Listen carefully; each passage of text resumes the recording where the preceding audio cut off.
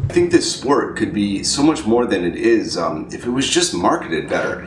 You know, you look at a cycling magazine and you see these very classy, very dignified bikes, you know, very plain, black and white, kind of boring, a little bit snobby in my opinion, you know, a little bit elitist. Because you know, cycling sells itself as this noble sport, as this you know, this old kind of respectable kind of like you know, either you do it, either you're a cyclist or you're not. You know, it's kind of that kind of thing, and I think that really hurts the sport in so many ways.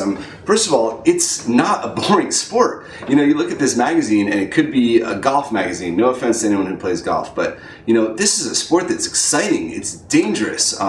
You know, it's thrilling. You never know what's going to happen. The athletes are heroes. I mean, these guys are they take an incredible amount of pain, and they keep coming back for more. And you know, that's the kind of thing that people like. That's the kind of thing that would bring spectators to the sport. It's the kind of thing that would bring young, new riders to the sport. I mean, think about it. You're like, you know, you're a 15-year-old kid in high school, and you know, you could do any sport you want, and you can have, you know, you can go to basketball practice, you can wrestle, you could skateboard, you could BMX. Or you could ride a bike. And you know, who are those guys going to look at? They're going to look at the guy at the coffee shop who shows up in, you know, tight spandex and shaved legs, and you know, is a total nerd. Totally thinks he's, you know, something special because he's riding a certain bike and he's got, you know, certain carbon wheels. And you know, what 15-year-old is going to look at that and think, God, this is cool. This is the sport I want to get involved in. And so, you know, that's kind of one of the things behind Broken Bones is, like, you know, I wanted a name that recognized the reality of the sport, which is that it's exciting, it's dangerous, and